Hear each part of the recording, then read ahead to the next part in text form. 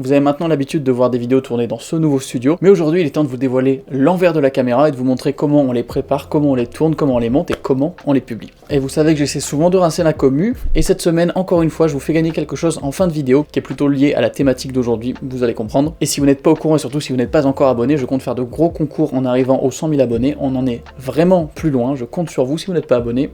Une petite pression, et c'est fini. Avant d'arriver à cette étape du tournage, il y a une étape qu'on appelle la pré-production. Alors pré-production, ça peut vouloir dire beaucoup de choses et pas grand-chose. Aujourd'hui, on parle de tournage en studio, tranquille, on n'a pas besoin de faire de tournage en extérieur, d'aller prendre des plans à droite à gauche, c'est vraiment les tournages un peu en général les plus simples et les plus rapides, parce qu'ils nécessitent un peu moins de moyens, juste un setup et c'est parti. Sur des grosses productions, même comme ici sur la chaîne d'Amixem, évidemment en pré-prod, il y a plusieurs personnes qui travaillent des fois sur des mois entiers. Moi, ça consiste grosso modo à ce que Maxime qui est derrière la caméra prépare peut-être des fois des choses, comme sur la vidéo des TikTok, d'avoir les choses pour moi à regarder que je ne les ai pas vues avant, ou sinon tout simplement que je me fasse des notes à l'écrit pour parler pendant cette vidéo-là. Par exemple, j'ai une petite feuille qui m'accompagne juste à côté. J'ai des collègues qui aiment bien écrire entièrement leurs vidéos, des scripts complets, détaillés. Moi, j'ai horreur d'écrire et j'ai horreur de lire un script. C'est pas naturel pour moi. Donc chacun sa méthode. Moi, je préfère simplement prendre des notes et juste me faire en gros une liste de bullet points pour tout simplement ne rien oublier. Mais à partir juste d'un petit point, je suis capable de développer. Comme je suis bavard, je vais parler un peu trop, mais ça fait aussi partie de ces vidéos, de ma personnalité, et j'assume complètement la chose. Puis,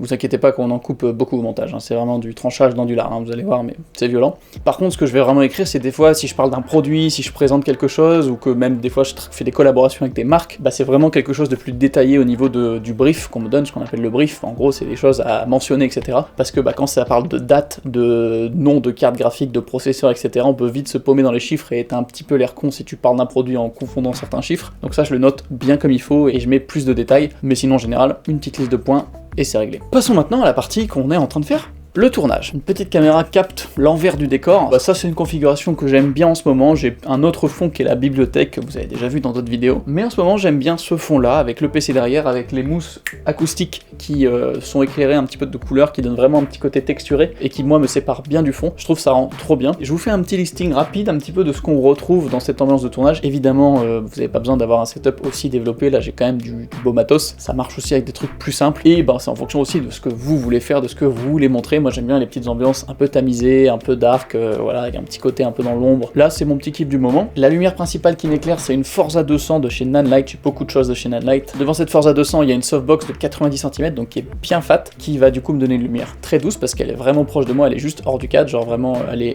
là, voilà, je la touche là. Donc j'ai un beau côté de lumière bien doux. Là, un petit peu plus dans l'ombre. C'est très classique, mais j'aime vraiment bien ce rendu. Et on est vraiment en mode dark parce que tous les volets sont fermés et pour vous dire, elle est seulement à 10% de puissance, ça suffit amplement. Ce qui me filme, c'est une Canon C70 avec un Tamron 24-70. J'enregistre le son avec un pied lumière sur lequel est posé un Rode NTG4+, qui est vraiment bien et qui du coup est vraiment posé hors du cadre. Là, c'est-à-dire que mon doigt va toucher le micro maintenant, voilà, il est juste hors cadre, c'est au millimètre près. En backup, au cas où, il y a un Rode VideoMic Plus qui prend le son, on sait jamais, sur un gros trépied Benro avec une Tetman photo, ça c'est pas très intéressant. Il y a un gros moniteur aussi qui permet vraiment de voir les détails et de pouvoir composer un peu le cadre. De ce côté-là, j'ai ce qu'on appelle un flag, un drapeau, qui tout simplement est vraiment une surface noire qui est posée sur un système et qui va en fait bloquer un peu la lumière qui va arriver dans la vitre, parce que c'est une vitre à ma gauche, et du coup pour pas me rééclairer le visage de l'autre côté pour faire un peu plus dark, je mets juste ça hors champ, ça va couper la lumière, c'est tout simple. Derrière moi, j'ai en fait bricolé,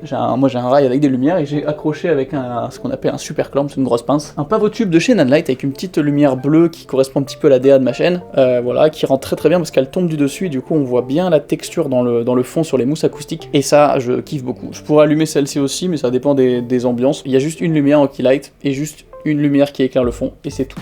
Pas besoin de plus. Ça c'est un setup classique qu'on peut utiliser en tournage, en studio. Donc j'ai mes notes qui sont posées, voilà, je lis mes notes, j'explique ce que j'ai à dire sur la vidéo, etc. Des fois on change de setup, on fait différentes choses, ça dépend des vidéos. Ça prend quand même un petit peu de temps à installer, mais non rien, c'est pas genre clic-clac, j'allume et c'est fini. Non, mais j'aime bien, c'est le petit rituel aussi, t'installes tes petits pieds lumière, tu poses tes trucs, c'est toujours agréable et ça te met un petit peu dans le mood. Donc avec la caméra, j'enregistre actuellement sur une carte des proxys, sur l'autre carte le format principal, parce qu'avec les proxys c'est beaucoup plus simple au niveau du montage. Alors ce qui est bien avec la C70, c'est que mon micro est directement enregistré dedans en XLR et du coup c'est parfait parce que j'ai tout le son, tout est synchro, il n'y a pas besoin de plus. Une fois qu'on a nos rushs, on les transfère précieusement et ça c'est le moment le plus important pour moi. Tes images c'est la chose la plus précieuse. Bon, il y a ta vie aussi entre et la vie de tes proches, mais on se comprend quoi. Du coup, je fais des copies. Alors, je travaille sur des SSD toujours, parce que c'est rapide. Ça c'est petit Samsung T5, il y a même une version qui sont un peu plus rapides, les T7, mais ceux-là suffisent amplement. Donc c'est des 1 Tera. Ça se trouve relativement pas cher. Je vous mets des liens de tous ces disques, etc. en description. C'est hyper rapide pour travailler. Je fais aussi plusieurs copies.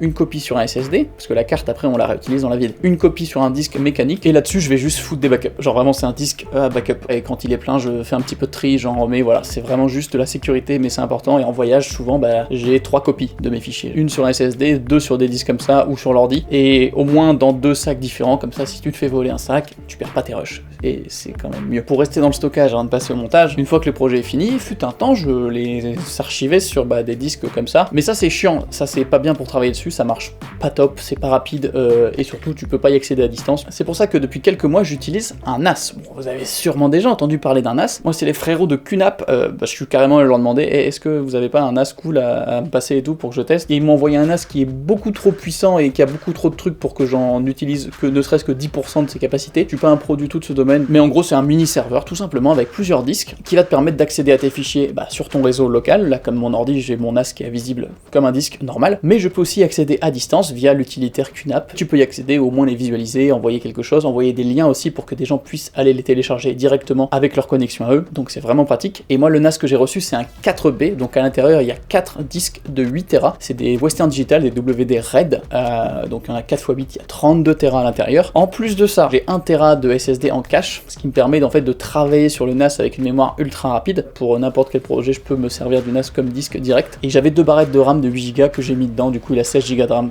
Ça n'a aucun sens, vous avez peut-être un PC actuellement qui est moins puissant que mon NAS, mais ouais, écoutez, je les avais alternés, je les ai mises dedans, voilà. Mais la chose la plus importante pour moi en ayant un NAS, c'est pas forcément d'avoir tout le stockage au même endroit, ou de pouvoir y accéder à distance, c'est aussi surtout de la redondance. J'utilise un système qui s'appelle le RAID 5, c'est très simple, j'ai juste un disque sur 4 qui est utilisé pour de la redondance, ce qui fait que j'ai quand même 24 Tera utiles sur 32, ce qui est déjà pas mal. Et en fait, si demain il y a un des disques qui vient à mourir, ça peut arriver, vu qu'ils sont allumés en permanence quasiment, et ben c'est pas grave, si j'en ai un qui meurt, il y a aucun souci, les autres vont copier, et en fait j'ai juste à en mettre un nouveau, et ça recopie tout, et je n'ai perdu aucun fichier. En plus, ça reste ultra rapide, et je peux travailler dessus. Je recommande bien sûr toujours de reprendre une note, de refaire une autre copie de temps en temps, et de les mettre en dehors de cet espace, parce qu'ici, si ça brûle, que t'aies de la redondance ou pas sur tes disques, si tous les 4 crament, il n'y a plus de disque, il n'y a plus de mémoire, il n'y a plus rien. Bon, bref, ce modèle est trop abusé pour mes besoins, il fait plein d'autres choses que j'utilise pas du tout, mais je vous mets en description une liste des différents modèles qui sont à 4B, je recommande vraiment d'avoir 4B, donc 4 disques, pour pouvoir faire du RAID 5 comme moi par exemple, et chez QNAP, ils en ont plein, vous pouvez aller voir et vous régaler, il y a pas mal de choses, si ça vous intéresse d'avoir de la redondance, de la sécurité, et de pouvoir avoir un gros disque pour archiver et avoir toutes vos données à disposition. Pour revenir sur l'avant-dernière partie, c'est pas la dernière partie, il y a le montage du coup, de ces vidéos, c'est pas des montages très compliqués en général, c'est assez simple, puisque on va faire en fait plusieurs passages de dérush. Ce fichier là, ça doit faire une quinzaine de minutes que je parle, peut-être qu'à la fin il y aura 20-25 minutes de rush. Le but,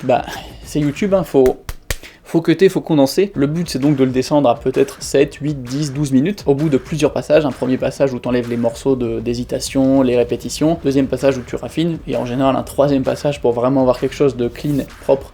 Nickel. Ensuite, on va ajouter ce qu'on appelle le B-roll. Et le B-roll, c'est les plans de coupe en fait. C'est ce que tu vas mettre par au-dessus sur une piste. Et du coup, on a différents plans de coupe. Par exemple, sur le matos, sur le NAS, voilà, plein de petits plans qu'on va mettre par-dessus pour illustrer. Après, on a un petit peu d'habillage graphique, ça dépend des vidéos, mais voilà, sur des vidéos comme ça, il y a toujours les petits logos Instagram, s'il y a des images, des choses à montrer, en essayant de faire toujours des petites animes, des petits trucs un peu clean, pas juste le poser et que ça s'affiche, vraiment essayer de faire un peu plus quali, pour que quelqu'un qui tombe sur cette vidéo, déjà il s'abonne, et qu'il trouve ça cool, et qu'il se dise ah ouais c'est quali et tout, vas-y je regarderai la suite, etc., je regarde d'autres vidéos, c'est kiffant de voir que des gens reviennent voir tes vidéos, donc mine de rien, les petits détails, c'est ça qui peut des fois faire une belle différence. Après, un petit peu de mixage son, sur des vidéos comme ça, avec un micro quali dans un environnement relativement bien traité, en vrai il n'y a pas besoin de grand chose, hein. Souvent j'ai juste une piste avec le son là, et il y a un compresseur monoband avec un preset amplificateur vocal, bref ça vient booster un petit peu l'audio, un limitateur, envoyer ses pesées, c'est fini, très simple. Une petite colo, parce que sans la colo ça ressemble à ça. Ouais, pas très beau, petite colo assez simple, mais qui donne un petit look quand même très propre. Je parle de technique, faut quand même que j'ai une image qui soit sympa, sinon c'est un peu naze. Après on passe à l'export, et il y a une dernière partie qui est extrêmement importante, qui devrait même être limite la plus importante, même si je trouve ça triste, c'est la miniature et le titre. Si t'as une vidéo YouTube, qu'elle soit bien ou pas, qu'elle soit la meilleure du monde, si tu n'as pas le bon titre, si t'as pas la bonne miniature, personne ne clique dessus, personne ne la voit. C'est un univers impitoyable, et il faut savoir se démarquer, et c'est hyper chiant, ça me saoule cette méthode, mais il n'y a pas le choix. Je pense que vous sentez la lutte des fois entre les titres, tu sens que je cherche à essayer d'attirer le plus de gens possible, tout en gardant un petit peu ma fierté et pas tomber dans certains trucs. C'est vraiment compliqué de trouver la bonne balance, donc des fois je sacrifie des opportunités d'être plus vu pour garder une certaine ligne édito, pour pas faire trop putaclic. C'est dur, et on essaye aussi de faire des miniatures qui sont propres, mais qui quand même attirent les gens, et de taper dans les codes YouTube, mais en gardant l'identité, enfin c'est vraiment pas facile. Et après c'est publié tout simplement, le mercredi à 18h en général, et vous regardez peut-être cette vidéo à 18h10, mercredi 16 juin, et je vous en remercie. Si vous le regardez le jeudi, je vous en veux pas. Voilà, j'ai fait un peu le tour, c'était pour vous montrer une petite overview, matos, technique, méthode, toute simple, de comment on fait des vidéos en studio comme ça, qui sont honnêtement, encore une fois, les vidéos les plus simples à tourner. Vous n'avez pas oublié, il y a peut-être qu'un truc à gagner, et en fait, il s'avère qu'il est dans le plan depuis le début. Oh là là, ça sert à tout le monde, ça. Ne pensez pas que ça peut pas vous servir. C'est un disque dur WD SSD de 500 Go que vous pouvez mettre dans votre PC. La plupart des PC, même vos PC portables, vous avez juste à l'ouvrir, il y a un port SATA des fois qui est disponible, vous pouvez le mettre, ou même dans votre PC fixe, encore mieux. Donc c'est un disque ultra rapide qui vous permettra de travailler dessus, enfin de jouer dessus à une puissance, à une vitesse inégalée. Pour participer, est-ce que j'ai besoin de le dire? Vous connaissez mes règles habituelles et elles ne vont pas changer pour cette vidéo. Vous likez cette vidéo, vous vous abonnez si ce n'est pas déjà fait, je compte sur vous. Vous laissez un petit commentaire avec un avis sur la vidéo et j'afficherai le gagnant dans une semaine sur mon Insta en story. Donc évidemment, suivez-moi en story sur Insta, sinon vous ne saurez même peut-être pas que vous avez gagné. J'espère que la vidéo vous a plu. Mercredi prochain à 18h sera une vidéo qui va être très cool si on arrive à finir tout ça à temps. Je vais vous débloquer des moyens d'optimiser vos montages, mais à une puissance vraiment très élevée. On va améliorer peut-être vos transitions, peut-être vous donner pas mal de matière pour vous entraîner sur vos montages. J'en dis pas plus, mais vraiment, soyez là mercredi prochain à 18h, le 23 juin. J'en ai fini, portez-vous bien, et on se retrouve la semaine prochaine. Ciao tout le monde.